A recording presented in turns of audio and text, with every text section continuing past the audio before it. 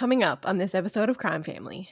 There's a photo of Devonte, and he's clearly emotional, and he's hugging Sergeant Brent Barnum at a protest in Portland, Oregon. The reason that this was so impactful, I guess, was because Devonte was a little 12-year-old black child, and he was hugging a white police officer at one of the protests for Mike Brown. Hannah one night had escaped from a second-story window of the home and ran over to the neighbor's house and was basically begging for help, saying that her parents were racist and that her and her siblings were being abused. This looks really uncomfortable. He doesn't look like he wants to be there. And it looks like he like you say, he's reaching out for help, he wants somebody to help him, but nobody, they're just cheering him for some weird reason.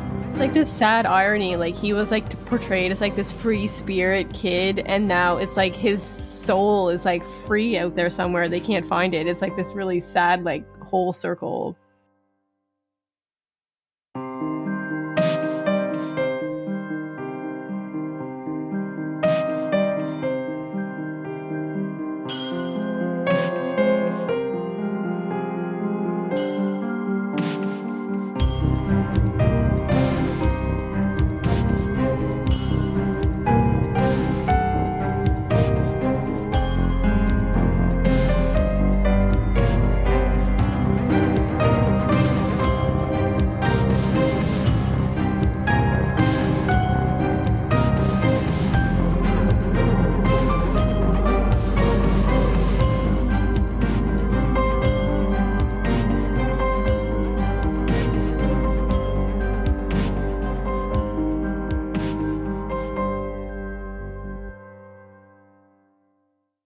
Hey everyone, welcome to Crime Family. I am your co-host Katie, and I'm here with my brother AJ and sister Steph.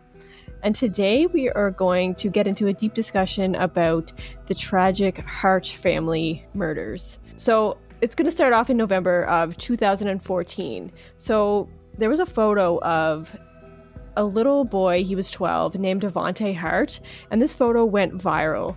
Maybe some of you remember this photo or will know what I'm talking about. So there's a photo of Devonte, and he's clearly emotional, and he's hugging Sergeant Brent Barnum at a protest in Portland, Oregon. And so the reason that this was so impactful, I guess, was because Devonte was a little 12-year-old black child, and he was hugging a white police officer at one of the protests for Mike Brown. And to refresh everyone's memory about that, Mike Brown was a black man that was fatally shot by a white Ferguson, Missouri police officer during an altercation, and then these protests erupted due to the fact that that officer never got indicted after an investigation about what happened, and so that's what's happening here. And there's a photo that goes viral of Devonte hugging this police officer, and he had a sign that said "free hugs." So when I say Devonte was emotional in this picture, it's because, I don't think we'll ever actually know what his actual emotion was. He's crying during the hug with the officer. So at first you could kind of think, oh, this is happy tears, kind of a sign of unity, a peaceful moment. But as we get deeper into the story, it wouldn't be unreasonable to think that they're not tears of joy, but maybe tears of desperation, or they're tears being shed out of fear or anger. This story really starts back with a woman named Jennifer Hart and a woman named Sarah Gangler. They were both students at Northern State University in South Dakota in the US. Sarah graduated in 2002 with a degree in special education, and Jen was also studying education, but she never ended up graduating. They had both grown up in small town South Dakota, in different towns, so they didn't know each other until they went to university. When Jen and Sarah started dating, they allegedly had lost a bunch of their friends because they came out as a lesbian couple, and a lot of people didn't accept them, apparently. And so they moved to Alexandria, Minnesota together, and they got jobs together at the same retail store. Not too long after, in 2005, Sarah changed her last name to Hart, and they ended up getting married in 2009 in Connecticut. So around the same time that Sarah had changed her name to Hart in 2005, Jen kind of cut off all contact with her father for some reason. Apparently, so a little backstory on Jen, her parents got divorced when she was 12, and she decided to live with her mother. And then when she was 14, she moved in with her father, but because she started getting into trouble, he sent her back to live with her mom. But they lived close enough together that she could stay with her dad on the weekends. And so their relationship wasn't completely over, but a lot of sources say that Jen kind of had still this resentment towards her father for sending her back to live with her mom, and that maybe she just never got over it. So she kind of just cuts her dad out of her life at the same time when Sarah changes her name to Hart, and her father says that, it's not because that she was a lesbian and she was dating a woman. Like, he didn't even know about that at the time that all this was happening, and Jen kind of just cut him out. So it's kind of unclear about what's happening here. So, all of this could be red flags. Jen is cutting people out of her life. She's moving away and just kind of trying to start a new life. So, maybe it's a red flag, or maybe it really is just her trying to get away from a negative past. Backing up again from those viral photos that were taken in 2014, in 2004, Sarah and Jen began fostering a 16-year-old girl who called herself Lee. And so the Harts were only in their mid-20s at this point when they took Lee in. And in an article for the Seattle Times written by Nina Shapiro, it's reported that Lee recalls being really happy at first in the home with Sarah and Jen. She says that they kept really busy, they would go camping, and they'd go to lots of events. And they kind of introduced Lee to a lot of things that she never had a chance to do before. And she said the good times lasted for about 6 months, but then things started to turn for whatever reason. Lee said that she was like a tomboy, but there was one time when the Harts made her get a makeover at the department store that they worked. A former employee recalls Lee just kind of sitting there really unhappy while Jen and Sarah are just standing there with their arms crossed watching her get a makeover. So it's a super weird thing you would force somebody to do. And another incident was Jen brought Lee to a football game, and they were going to a Green Bay Packers game, and apparently Jen was a huge fan. They both brought footballs to get signed by one of the players, and then when the player picked Lee's football to sign and not Jen's, it turned into this big huge ordeal, and Jen ended up ignoring Lee for a couple days because of this. So Jen's this grown woman and she's being super petty to this teenager. So this is kind of a glimpse into Jen's attitude, I guess. She had to be in control, it had to be her way, or it wasn't gonna fly. So a little bit more about Jen. It's reported in multiple sources that Jen was very social. She was very funny, but she had a very dominant personality, and she was in control of the relationship for sure between her and Sarah. And she was very abrasive, and she could get really moody, and some sources say that she suffered with depression as well. And yeah, like I said, it becomes very apparent that she has to be in control, and what she says goes. Lee was actually planning to stay with the Harts until she turned 18, and they were all really excited about this. Lee recalls that Jen and Sarah kind of became really strict. Lee wasn't allowed to go out or do anything unless she was going to school, or she was going to work, or unless they were going to some sort of family get-together where they would all be a family doing stuff together. So she wasn't allowed to see friends at all. And Lee thinks that, she talks about this later in an interview reported by Nina Shapiro, that when she had lived with her mom before she was in foster care, she kind of had a tendency to sneak out in the middle of the night and hang out with kind of the wrong crowd. So she's thinking maybe, Jen and Sarah are just kind of trying to crack down, get that out of her system, maybe just being good parents. So while Lee is still with them, this is when the Harts are planning to adopt, not just foster, but fully adopt some other kids from Texas. And Lee was excited because everyone was saying, oh, you're going to be a big sister. And she saw photos of the siblings that were going to be adopted, and she was happy. A week before the adoption, Jen and Sarah drop her off at her therapist appointment, and then they just never come back for her. And Lee says she never saw them or contacted them again. And that was the end of her relationship with them. And a new family came to pick her up from her therapist. All of her stuff was already at this house. So it was obviously Sarah and Jen had already planned for her not to come back, but just never told her. Some sources say that Lee was suicidal and they didn't want that negative energy around their new kids that were coming in. And so instead of, trying to work this out, they just kind of abandoned her at her therapist's house. So yeah, they're running away from, this something that was going to be difficult for them and just leaving her there. So that was really shitty. So Jen and Sarah end up adopting 6 kids in total. So just so you can kind of get a picture of this, Jen and Sarah are this white lesbian couple, and they're adopting 6 African-American children. And they actually adopt 2 sets of siblings, which, I mean, seems extreme for anyone to adopt 6 kids. It wasn't all at once. It was like 3 first and then 3 later, but still, that's a lot of kids for such a young couple to adopt. So according to an article written by Roxanne Askarian for the Washington Post, the first set of siblings that were adopted by the Harts were Marcus, who was 8, Hannah was 4, and Abigail, who was 2. And this happened in November of 2006. So they were removed from their biological mother's care after she had pled guilty to medical neglect. So their mother was allegedly very young. She had 3 children, and she was living in poverty, and she just couldn't provide the proper support. And so she made the decision to give up her parental rights to try and give her kids a better life. The second set of siblings was Devonte, Jeremiah, and Sierra. And they were all siblings, and their biological mother was struggling with a cocaine addiction. Jeremiah was apparently born with cocaine in his system, and their biological mother tested positive again for cocaine right after Sierra was born. So the kids were originally taken from their mother's care, and they were placed in foster care, but then they were placed with their aunt in 2005. Their aunt wanted them to stay with her because she wanted them to stay in the family, and apparently their aunt was like a really great person. She had a great house. She moved into a larger house so she could accommodate all these kids coming in. She had a steady job.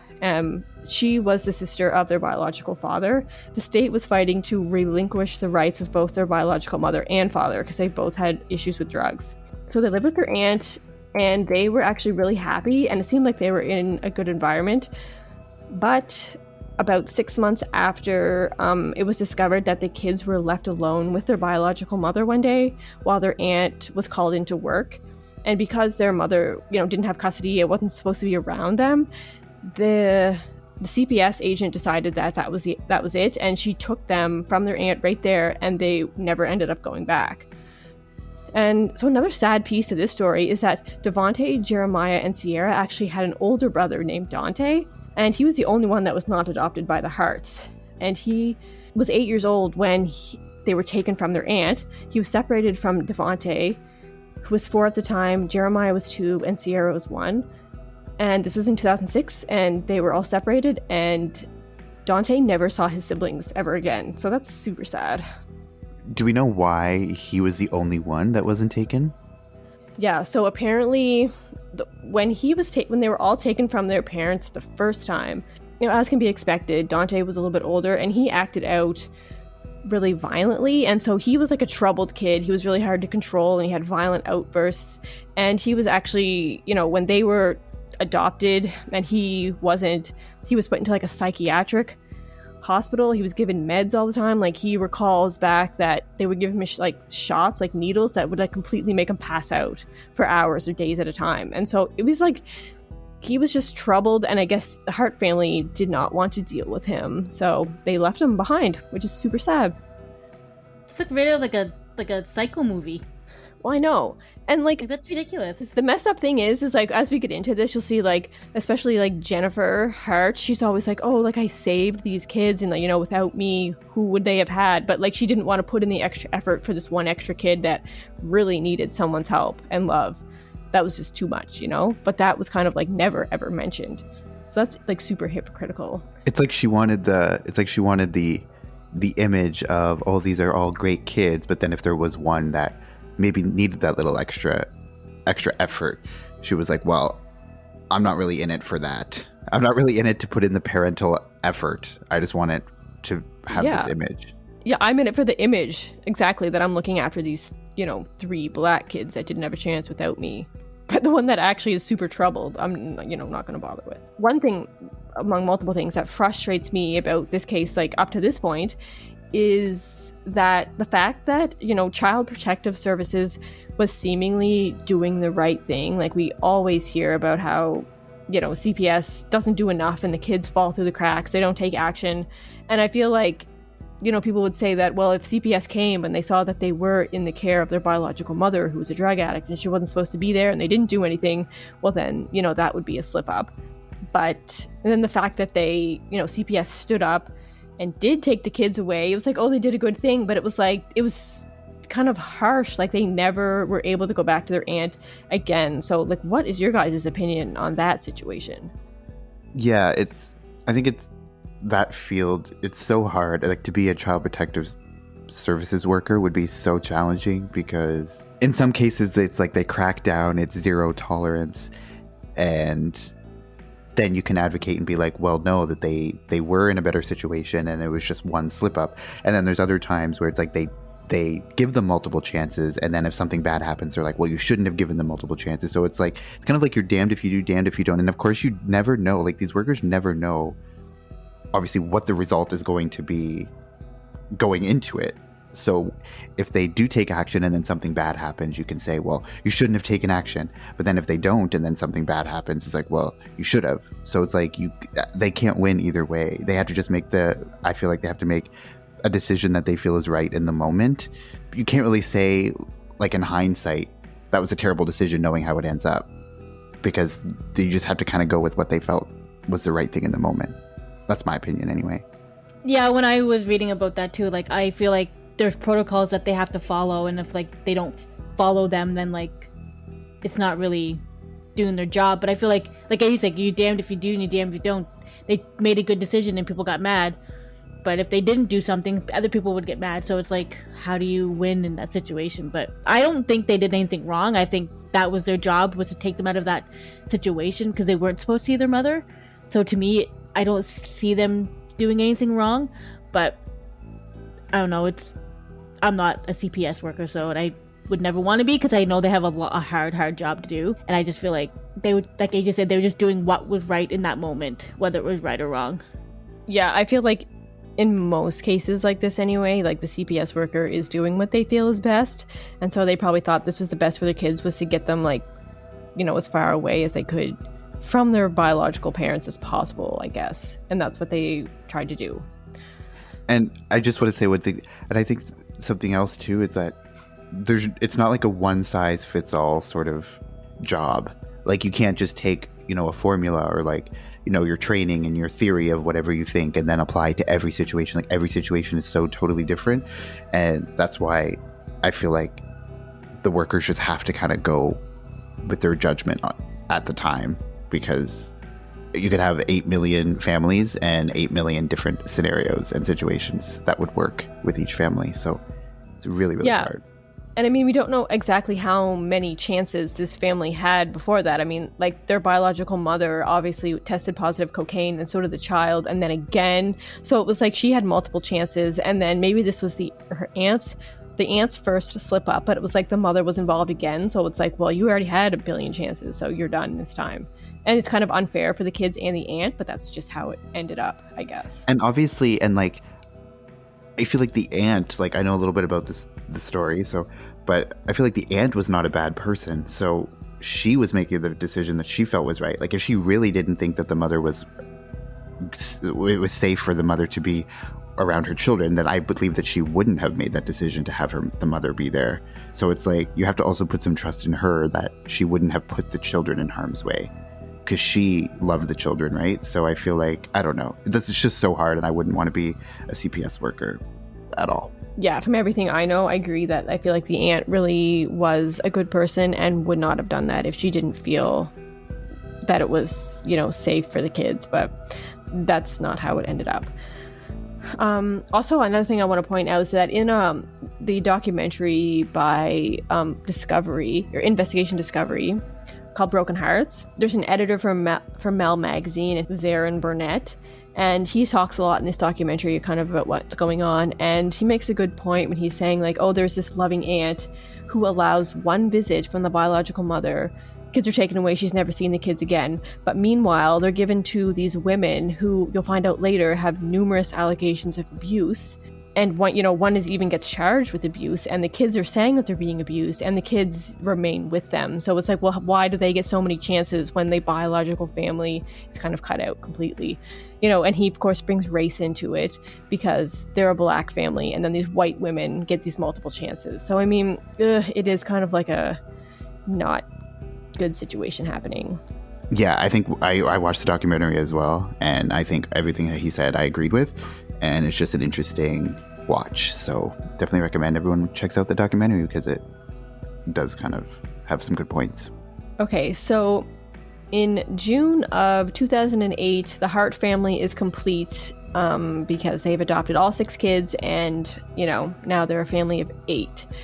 So from the outside looking in, it seems like this family is like a happy, perfect, progressive family that consists of 2 white lesbian moms and their 6 adopted black children, and they're like fighting for racial equality, and they're promoting love and unity. And they called themselves, or they were known as the Hart tribe, because they did everything as a family. They were like this big family unit that hung out and enjoyed life together. And there are photos and there's videos of them all over social media. They're holding hands, they're like dancing, they're holding free hug signs, and they're holding signs about love, and they're attending festivals together, and they wear matching shirts, and they're dancing in circles. So I mean, it's just like this whole image of the seeming like picturesque childhood that they're living. And when the outside looking in, it seems like, wow, these kids are like really lucky to live in that kind of environment, like this free spirit, like we love everyone kind of thing going on. And there's this video from the Beloved Festival in 2013, and there's a clip of this in the documentary that I just mentioned, the Broken Hearts documentary on Discovery. And it shows little Devonte in a little zebra onesie, and he goes up to one of the performers who are sitting on stage with a guitar, and this guy is kind of singing, or he's like chanting almost. And Devonte goes up and gives him this big hug, and the crowd is like cheering. It's like such a nice moment. So in this documentary, it only shows like a few seconds of it, but there are places where you can watch like the full clip of it. And but in this documentary, they're saying that Devonte, he's actually like in real life, he was actually kind of shy, and it seems suspect that he would want to go up to strangers and just hug them all the time. Like they seem like he kind of felt like he was uncomfortable in that situation, but he was kind of like expected or forced to go and hug this guy. Anyway, he does it. The crowd is cheering, and yeah, so just kind of like Jen wanting to create this vibe for social media. Okay, but so in this other clip that goes on longer, this hug lasts for like over a minute, and Devonte is just there hugging this guy who's singing and chanting, and he's like, Devonte's crying, and the crowd is like starting to cry, and then the singer is starting to cry, like he's sniffling and like tearing up, and he's still chanting, and then they stop and they just like stare at each other for like another 30 seconds.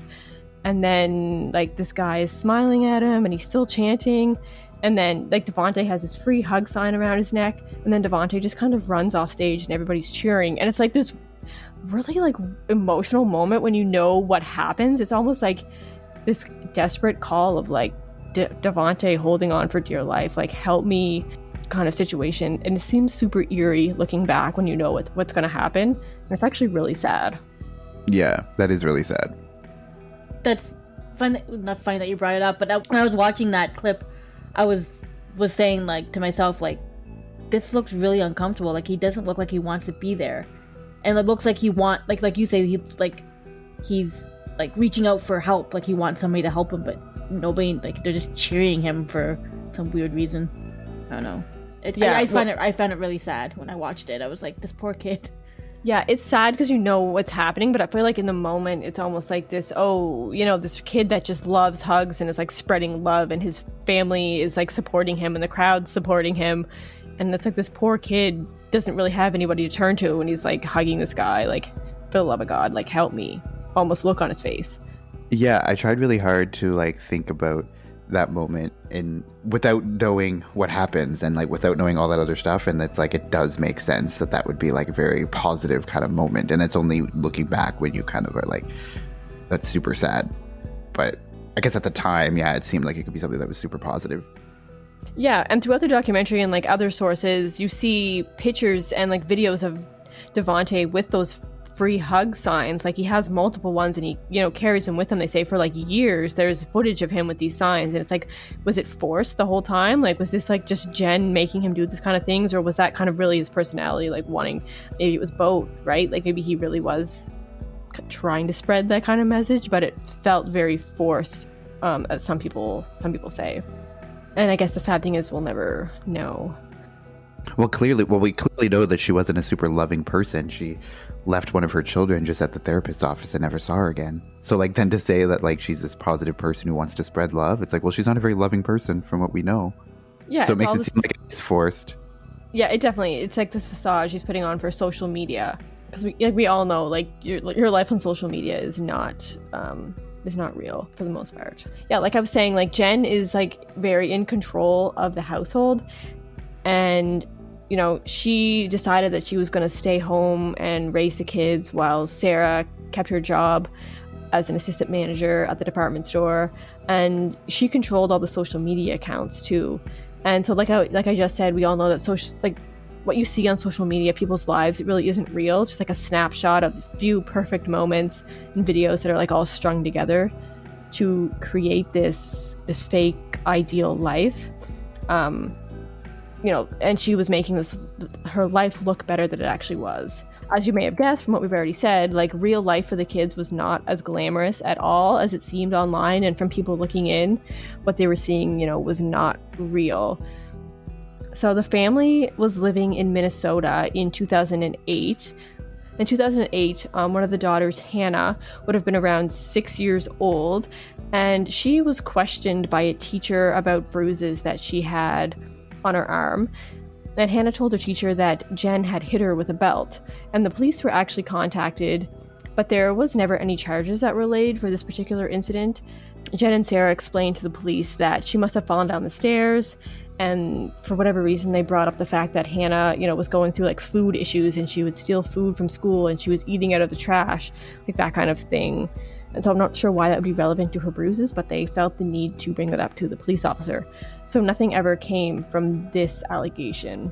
In 2010, another allegation of abuse arose from the school, when this time Abigail, who would have been around 7 at the time, she told her teacher that her stomach and her back hurt, and she actually said that her mom had given her owies. Poor little girl. And then, according to Investigation Discovery, Jen and Sarah had found a penny in Abigail's pocket, and they kind of just flew off the handle for whatever reason, because they figured that she had stolen this penny from somewhere. And to punish her, they held her head under cold water and they punched her. And that's where she got all the bruises from. And then when they interviewed the other children, when the police interviewed the other children, they told them that they were being spanked often by Jennifer and Sarah, and that they were grounded often, and that they were even being deprived of food sometimes as punishment. And because of this incident, Sarah eventually admitted that it was her, even though Abigail told the school that it was Jennifer. But Sarah took the blame, and she actually pled guilty to assault and was given probation and community service hours. But the kids still remained in their possession, all of them. So that's okay. But the aunt, let the mother see her children for one afternoon, and that's the zero tolerance. Yeah, but in this case, it's okay. Like, it's ridiculous. Yeah, that's the point that the guy in the documentary was making. It's like, well, all these allegations are coming out, yet the kids are still in their possession. And yeah, so it's kind of crazy. And people were saying that people that knew Jen and Sarah were saying that it was very surprising that Sarah was the one that pled guilty and was charged, and everyone knew, or suspected anyway, that Sarah was taking the fall for Jen, because Jen was like the dominant, aggressive, I guess violent person in the relationship, and Sarah was covering for her for whatever reason. Sarah was like very much more passive and kind of more shy, so maybe Jen was able to bully her as well. Yeah, so back in 2008, when that first abuse allegation came up, Sarah and Jen actually took their kids out of school for the rest of the year. So, this prevented the teachers from being able to find anything else that they could report to the police. The kids were put back in school after that, but then after the police were involved again in 2010, and then additionally, Hannah had told the teacher that she hadn't eaten all day, the Harts pulled their kids out of school for good, and that's when they decided to homeschool them. So it's like they said in the documentary as well, like they learned that if they could isolate their kids from, teachers and anyone that would pry around into their personal life, then they could kind of get away with more. It goes back to the Jen being in control of the situation. If she control where her kids are at and who was talking to her kids, then like she can do no wrong type thing. So she's controlling like what every step of their lives, so nobody knows what they're doing. Yeah, exactly. So if they're abusing the kids, but now the kids have no one to talk to because they're at home all day with their abuser, they can't tell anybody and nobody can see what's happening either. So it's like just like a nightmare for these kids, I can only imagine. After Sarah's probation was done, the family moved again, and this time they moved to Oregon. And during all of this is when the Devonte photo of him hugging the officer went viral, that I mentioned earlier. And it was because of this photo that TV stations were reaching out and asking for interviews with Devonte. But allegedly Jen was refusing these because she wanted to protect his privacy. She didn't want people prying into their lives for fear of, looking back, fear of what they would actually discover. So, and according to Molly Young, who was reporting for an Oregon news outlet called the Oregonian, Jen claims that they were getting death threats towards the family as a result of that viral video. I don't exactly know why, but there was actually no evidence that ever came forward that they were getting any kind of death threats. So this was just like another thing she was making up to kind of like protect her family, but really protecting herself from the outside seeing what was going on. Just to play, I don't know if it's devil's advocate, but just to like look at the other side of that, it's like, well, there's a lot of crazy people out there who do say death threats to people all over the internet for random things, like she's posting a picture about spreading love, and then there's those trolls who will just, anything positive, they'll just like send you death threats because they don't agree with it or they're racist or whatever. So, I mean, that is possible that could happen, but going back to she refused to have him do TV interviews and stuff, it's like, it's almost like she was afraid of what he would say in the interview, like if he said something and like it tipped people off or something, like, so it's like, well, if she is in control, she's posting the photo, she's the one who's like curating everything that's being seen, then she can make sure that none of that happens. Whereas like if it's just a TV interview where he has free reign to talk, who knows what he will say. Well, yeah, and I think it's really easy to stage a photograph and like a clip in a video of, what Devonte's like, but he was like, if he's sitting there asking questions, his actual demeanor and true self is going to come out, and there's nothing that she can do to control that. So if that's not really how his personality is, and he says something like you said, then yeah, there's no way for her to take that back. Because it seems a little bit weird that it's the documentary talks a little bit how it seemed like she kind of loved the attention that they were getting. Like she's probably really happy when it went viral, or I think anyway. I mean, obviously I don't know for sure, but speculating, I think she loved that. So then it's like, why would she refuse interviews? Like that would be more exposure, but looking at it like, yeah, she wanted to control everything. It's like she wanted to be viral, but on her terms. That's what it sounds like.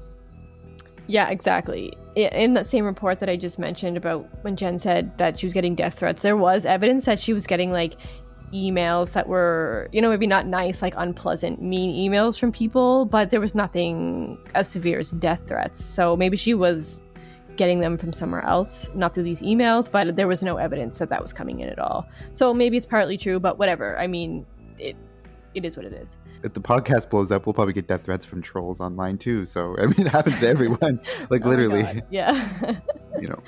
And I mean, like when you look at some of the things that like news reports and things that Jen posted, it's like one of those like annoying when you see people like that didn't actually happen. Like she would post stories where I went to the store with my kids and the cashier was like, oh, you guys are buying a lot of leeks. Like I've never seen a family buy this many vegetables.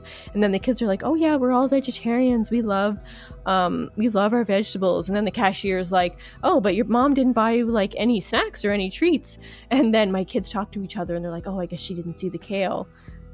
And it's like, what? Like, what the hell? it's like such an annoying thing. Like, yeah, I'm sure your kids are talking about how they're getting kale as a treat, and if they are, that's a little bit sad, I feel. And so like, there's just those kind of like little stories that are like, fuck off when you see them online. You're like, there's no way that's true, and if it is, like, you're a shitty person. Well, was that the same post? Like, I think it was a documentary that shared that super long post that she, like, some encounter that she had with a woman at the supermarket or something, and I was like, I don't know, it was just so A, cringe, and B, like, such an obvious, like, look at me, I'm such a wonderful parent, I'm such a wonderful loving, like, I don't know, like, if I saw that online, I would like, this person wants attention. The little like story she goes on about him, the cashier's asking Devonte like, oh, like, what are you gonna be when you grow up? And he was saying like, oh, I'm gonna be like myself, like I don't want to be somebody that people want me to be. And the cashier's like, whatever, was saying whatever, and then the mother's like, oh yeah, like I didn't want to step in because he was holding his own, like he thought I knew he could handle him, and he was like I don't even know, it was super stupid, I don't even know. Like, yeah, I remember really what you're talking about. Yeah, 2-page story. Did that really happen in like a 15-minute grocery It was like, run? well, it was like a Facebook post, right? It was like they shared like a Facebook post that she had put Yeah. about this super long interaction. It was like, Yeah. it's like kind of like those people who it's like they need constant admiration or constant like congratulations for things. It's like to me, like I hate. I was like, getting a little bit onto a rant here, but I hate people like that. It's like they do something nice and then it's like they're like begging for like the adoration from it, or like, oh, you're such a good person, or you're so kind, or look at you, like, I don't know, it's just, I hate people like that. And yeah, and it's like she's using her kids, like what her kids are doing, to be like, that's how good of a parent I am. It's like, oh, I did that, it's because of me, right? And it was very like, oh, I saved these kids and look what I did for them. And like that's brought up in that documentary too, where it's like, oh, it was like white savior kind of thing. These white women saving these black kids, and it was like, if I didn't do it, who was going to do it? Like that was like almost like a literal post. So it was like really just like a shitty attitude, even though she was portraying it as like, we're wonderful. And it's almost it's kind of like, I don't know, it makes me feel like she was just needed the validation. She was probably very sad inside and just needed the validation that, like, yeah, it definitely felt like that. And like another weird thing, how they were saying like, oh yeah, we're all vegetarians, but then in a report it came out like, then they searched their fridge later, it was like they had meat and like chicken in the fridge, and they would have like pizza pops in the cupboard, in like the freezer and stuff. So it wasn't like they were like this health conscious, like no junk food, kale is a treat kind of fucking bullshit. It was like they were a normal family, and for whatever reason they were just trying to portray themselves as this clean, like, I don't know, like it just bothers me so much. And like I don't yeah, you know what I mean? Like I'm vegan, but I'm not being like, oh, look at my fridge, like F you, like there's bagel bites for my kid, like you know what I mean? Like it's so dumb. Well, I mean, it's like when you see all those fucking, I don't know, those fucking YouTuber vlog moms. It's like, oh, I'm going on juice cleanse, and my kids are so clean, and they're, fuck off. Well, juice cleanse are very good for kids to do. Oh yeah, no, definitely. I mean, I don't know. That wasn't like a specific example. I was just kind of like saying, like, in general. No, like, I'm just saying, like, if your kid's doing a juice cleanse with you, then there's something wrong with you, because that's very unhealthy for a child to do. Yeah, and also like mom groups like shaming everybody in the whole group because their kids are going trick-or-treating like for Halloween. It's like, okay, like keep your opinions to yourself. It's candy and they're kids. But anyway, that's a rant, but let's move on. But yeah, this is like the kind of vibe that this Jen is giving me, and it's annoying. Yeah, so throughout like all this time, like while they're even in Oregon, like Minnesota Child Welfare is, said that they received reports of abuse and neglect when they were in Minnesota. So it's like they're following up to the child welfare services in Oregon from a different state, telling them that they need to look at this family because there's something going on. And they had received 6 troubling reports of abuse and neglect, and 2 of them were actually deemed to be founded. So it's not like CPS has forgotten about them once they move. It's like they are trying to follow up, but they can't really keep up with this family because they're moving and just things are just going on. And even in that documentary, the sheriff or the police chief at the time was saying how they don't have like this national database to keep track of child like CPS concerns when a kid gets moved to family, or when that family adopts new kids. Like there's nothing that is like a whole database for all that, which is like definitely like a a shortcoming for the system that you feel like would be in place by now. Like, there's nothing that links the states together. Like, so you can have all of these reports against you, but all you have to do is move states and then it's clean slate. Yeah, it's not like a federal system. It's like a by state. So, I mean, yeah, once you move, it's like that state doesn't really have any obligation to follow you across states. Now it's that state's problem, and they don't have a record, so it's kind of like starting clean. That's what I'm getting from this anyway. I don't know like the whole legal or what actually happens, but that's what it seems like. And it seems like in this case, like they were actually going out of their way to inform another state of the history of this family. So it was like they were doing more than they actually were legally needed to do, it seems. Either way, it wasn't enough. So not too long after all these allegations were coming out, this was in mid-2017, the family moved again to Woodland, Washington. And so this is when kind of like the extreme allegations of abuse started happening while they were in Washington. Does anybody else kind of want to go into like what happened when they were like begging for food at their neighbor's house and stuff? Okay, I guess I can say it. So after they relocate to Woodland, Washington, there were a few other incidents that took place that are obviously really, really sad. So Hannah one night had like escaped from a second-story window of the home and ran over to the neighbor's house and was basically begging for help, saying that her parents were racist and that her and her siblings were being abused. And obviously this was hugely alarming to the neighbors. There were also instances where Devonte would go to the neighbor's house and ask for food, or he would go to the neighbor would put out food by the fence, and then Devonte would go and get it because he was saying that they weren't being fed at home. I'm not sure for sure if that was the same neighbor as the one Hannah went to.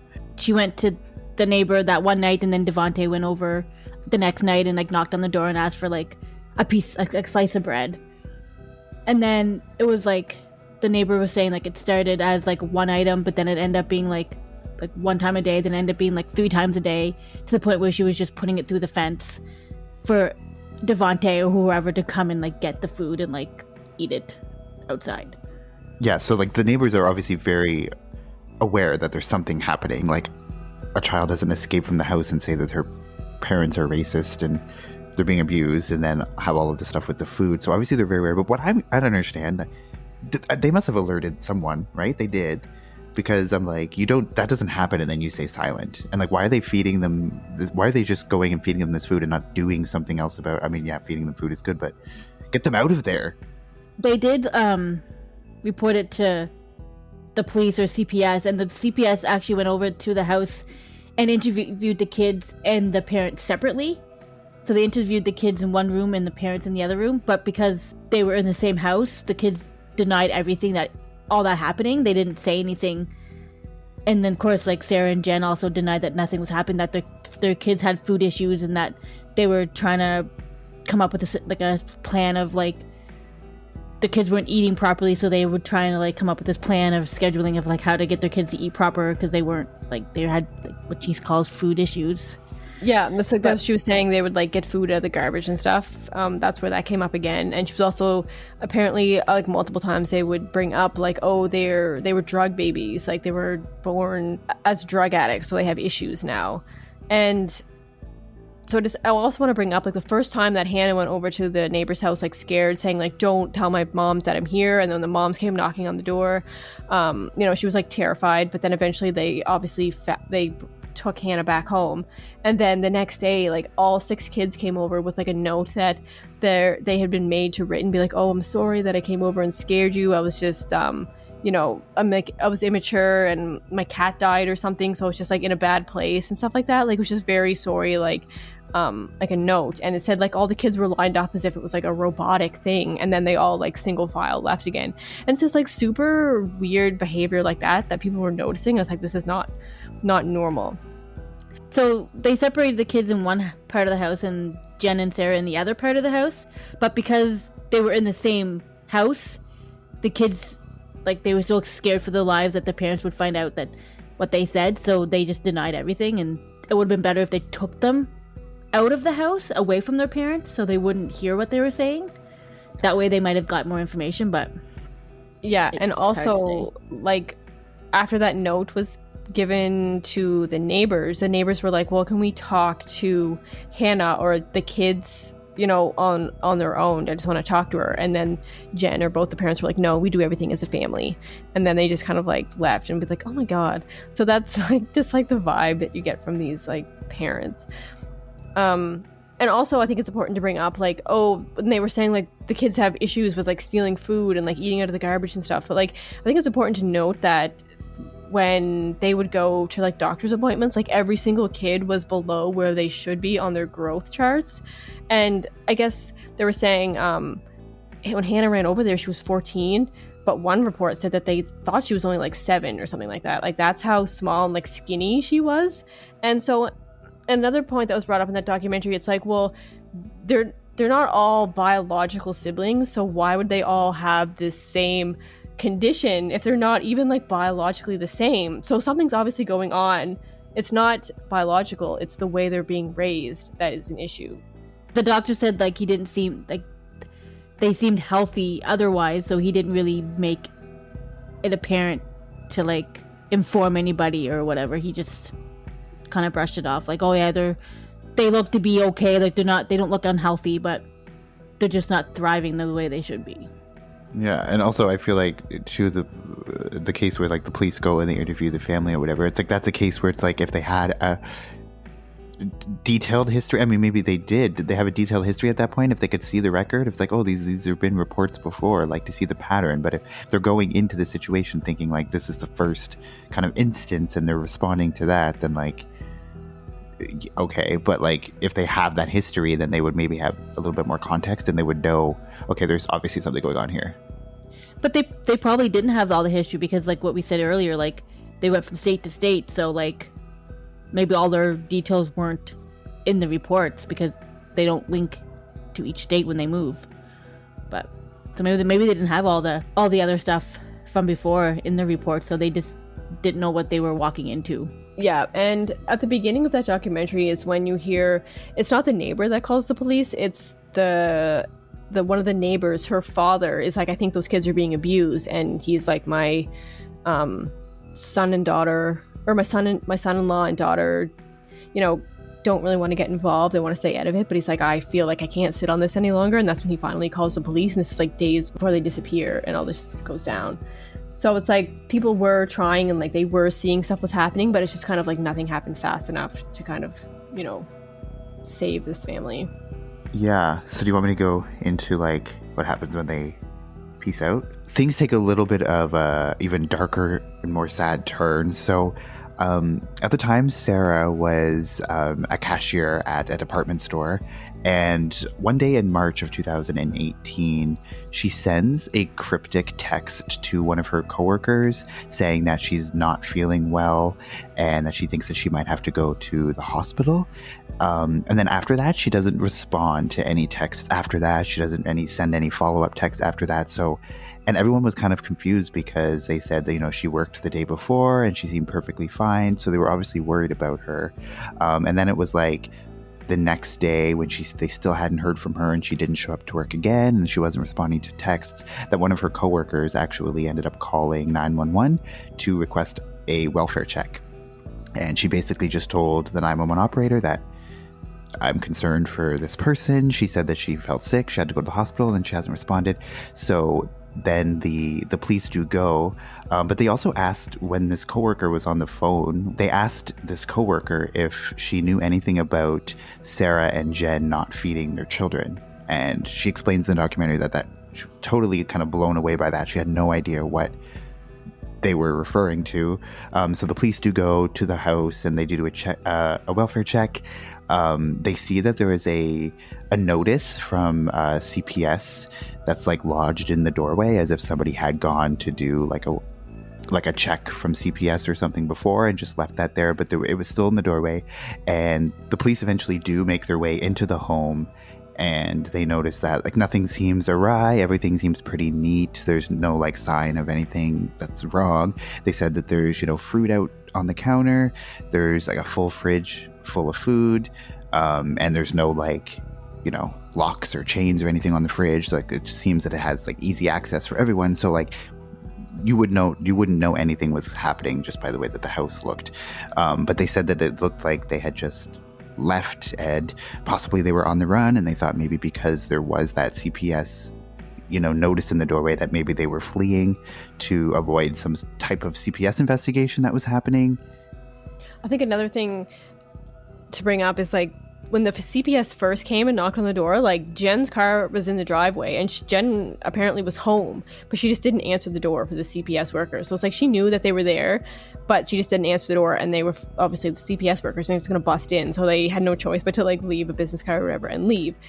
But when the police showed up, I think another important thing is like the house was clean and like it looked fine. There was lots of food, but they said there was only like 3 bedrooms in the house, and they were like it didn't look like there was 6 kids that lived there. Like it wasn't like there was a ton of like personal possessions around or like toys anywhere.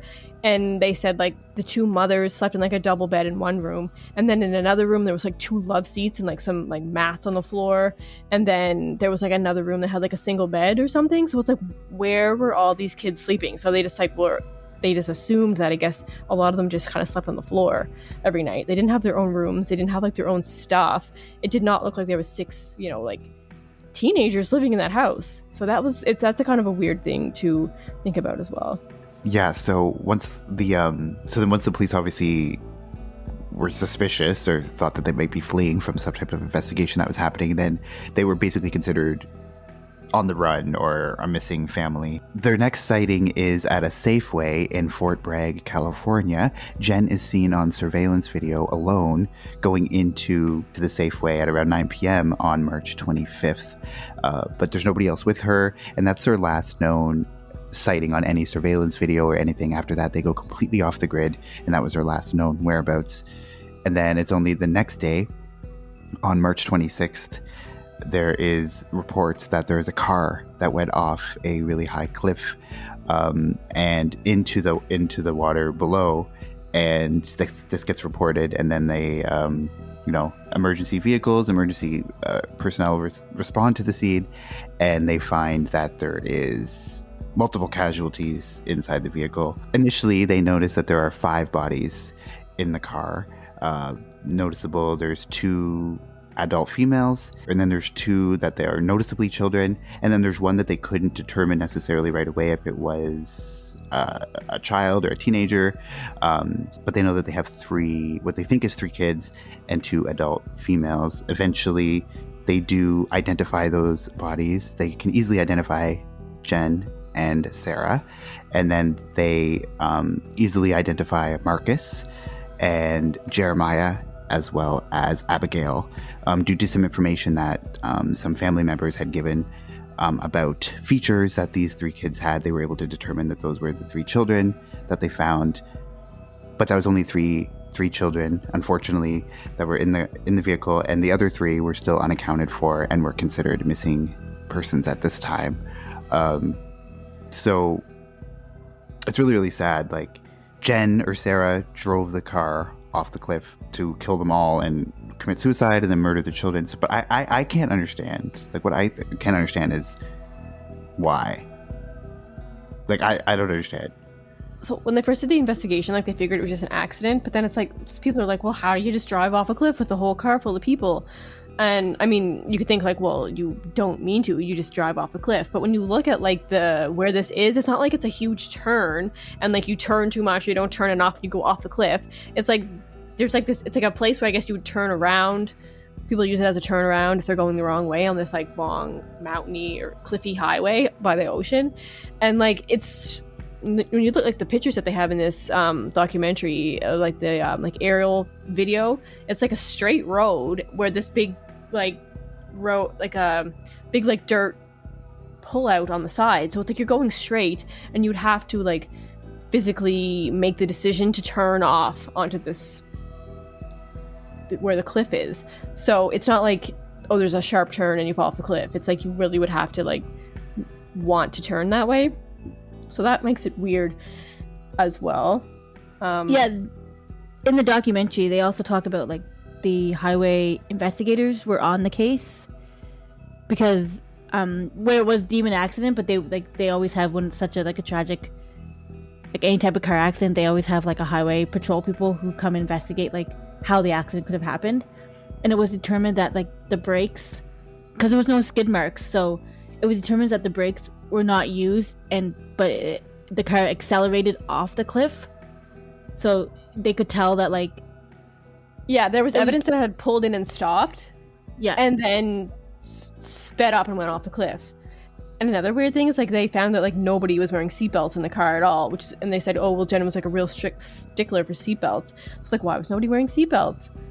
And to me, it's almost like this is kind of morbid, but it's like she could like that. Some people are saying like that the background of that would be like a perfect spot where she would get like a picture of like the entire family being like, oh, look at my amazing life, we're out by the ocean. So it's almost like she stopped the car.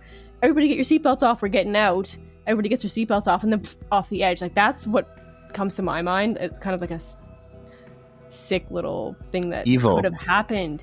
Yeah, but like that kind of makes sense, right? It's like the whole family's like, oh, get your seatbelts off, we're gonna go take another picture. Once all the seatbelts are off, she drives off the cliff.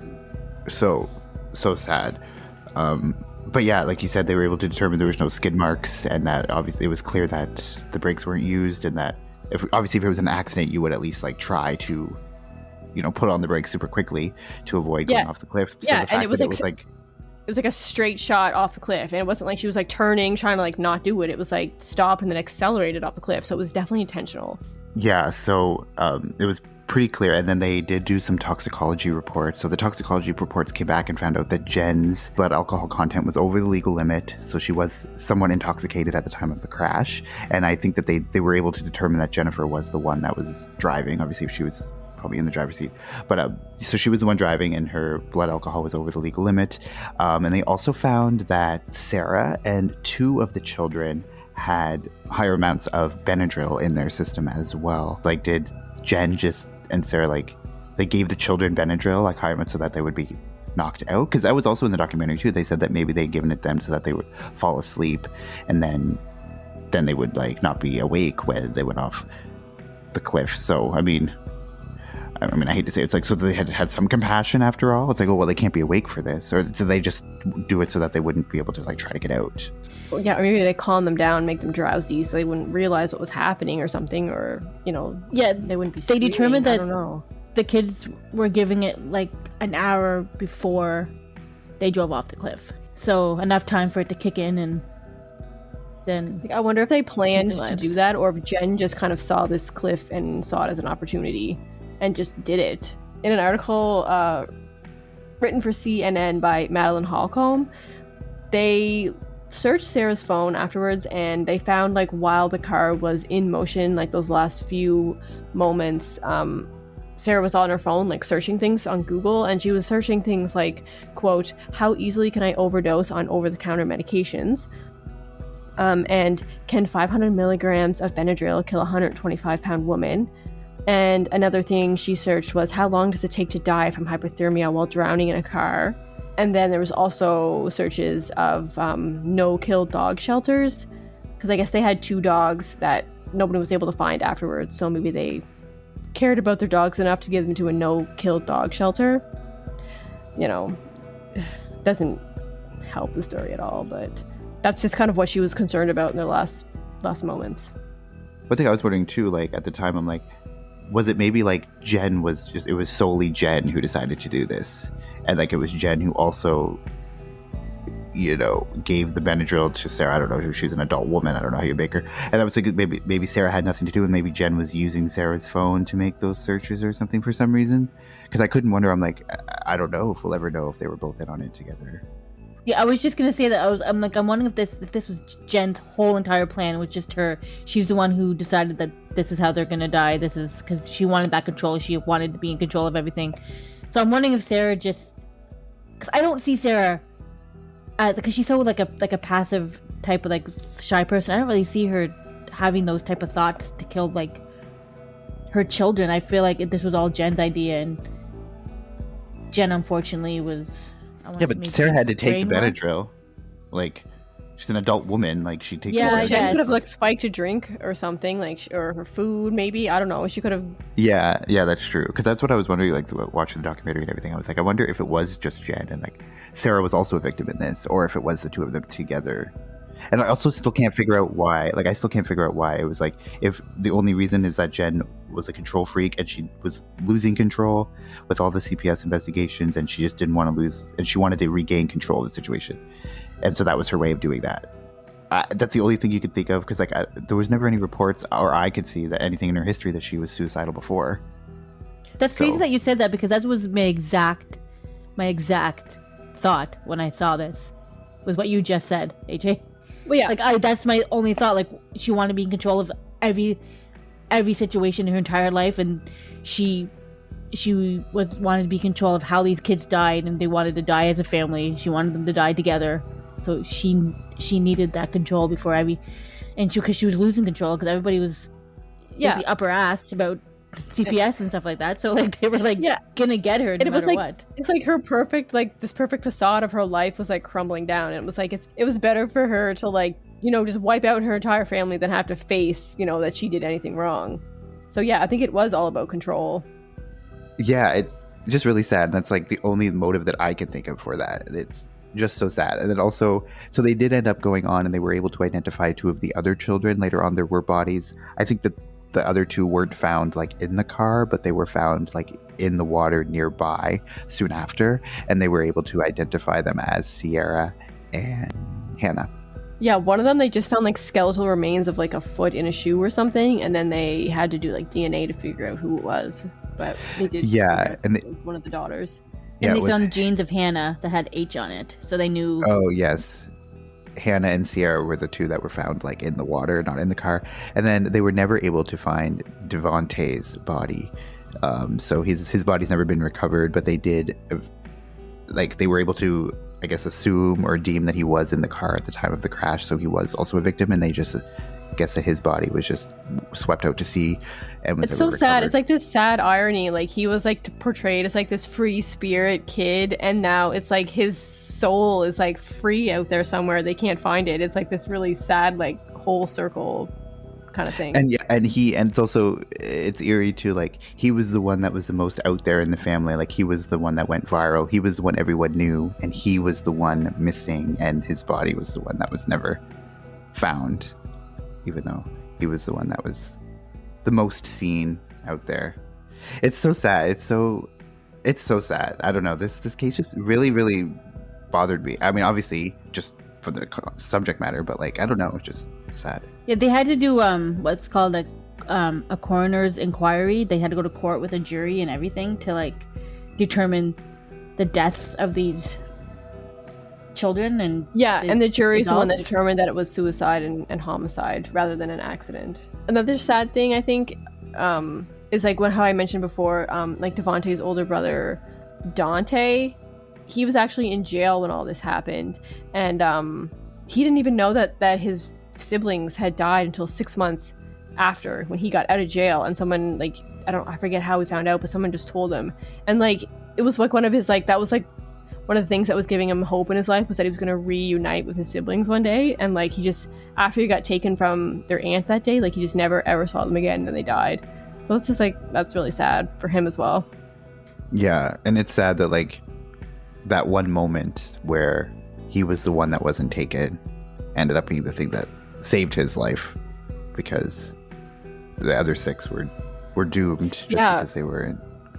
But it also makes me kind of think, like, because like he acted out and he was like very emotional and aggressive, and it was maybe if they had taken him too, like maybe he would have fought back, you know, harder, and something would have been more noticeable that these kids were in trouble if he was in that family as well. So it's kind of like, you know, you never know, but that's something that could have changed their lives as well. Yeah, and also this case like reminded me a lot of the one that we did last season of Andrew Bagby, where just like a case of like the system completely failing this family, and like there was opportunity after opportunity where like somebody could have intervened or something could have went drastically different, and then it would have had majorly different results. Like obviously the Andrew Baby one was incredibly sad at the end too. It resulted in like, you know, her committing suicide with her child as well. So like this one just reminded me of that case. Yeah, it's the same thing where it's like she was losing control, and if these allegations were going to come out, she's going to lose her kids. So it was like, well, you know, if I can't have them, then nobody's going to, and I'm just going to, you know, kill the entire family right now. So that's why, yeah, it makes me think like if Sarah knew what was coming as it was happening, or if Jen just kind of like did it. But I'm not saying Sarah's innocent in all this. I mean, she had multiple opportunities. Like, it's her job as a mother to like keep her kids safe, but she didn't do that. Yeah, like she was definitely in on like the abuse with Jen, and like she was complicit in that, but like whether she was 100% in on going off the cliff and killing everyone, if like that was 100% her. Yeah. I just like, I can't understand. I just can't understand the mindset of someone that would be so desperate for control that they're like, I'm going to take my own life and all of these other people's lives just because that's better than losing control of this situation. Like, it's just crazy to me.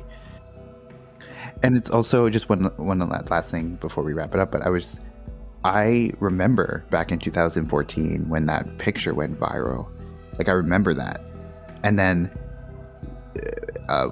when you mentioned this case that you wanted to cover it for the show, I was like looking into it, and I had no idea that was him. Like, that was the little kid. So I had this like crazy like moment of realization when I realized like that's the kid from the viral. Like, I had no idea, and I didn't hear about the crash and stuff at the time that it happened back in 2018. So I didn't know, but that was like a shocking thing to realize. I know when I was doing this case, like I was like AJ, like I saw, like I remember seeing his face on like social media about the free hugs and like at the protests and all that.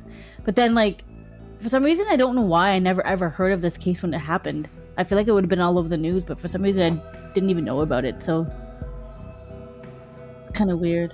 So this is a really, really sad case. It's just really frustrating, and of course another case where the system just fails and there's not communication, and like there's reports that aren't flagged, and just all of these things. Well, yeah, and you think of how sad it was. Like, there was a few allegations came out through it, but I mean, this was happening for like 15 years, and it was like enough for it to show up that these kids, like their growth was stunted. Like, that's how badly they were being like neglected and deprived of food. So just imagine how long that must have been going on for that to affect them that badly. It wasn't just like a one-off or like a now and then punishment. It was like continual. At the time of the murders, Sierra was age 12, Abigail was aged 14, Jeremiah was 14, Devonte was 15, Hannah was 16, and Marcus was 19. So it's just really, really sad. And just a shout out to Jessica Groves, who sent us an email a little while ago with a list of case suggestions, and this was one of her suggestions for us. So thank you, Jess, for suggesting this case for us. It was definitely a very interesting one to cover. Very sad, very frustrating one. And yeah, so thanks for bringing it to our attention. And yeah, as always, hope you like the show. If you like what you hear, you want to follow us on social media, we're on Instagram at Crime Family Podcast. We're on Twitter at Crime Family Pod 1, on Facebook at Crime Family Podcast, and send us an email like Jessica did, and your case suggestion might be one that we pick to be on the show. So you can email us at crimefamilypodcast@gmail.com, and subscribe, or do all of the things that you do. Give us feedback, review us on Apple Podcasts, because that helps people know about the show and what your thoughts are about it. And we'll see you next time. Bye. See you later.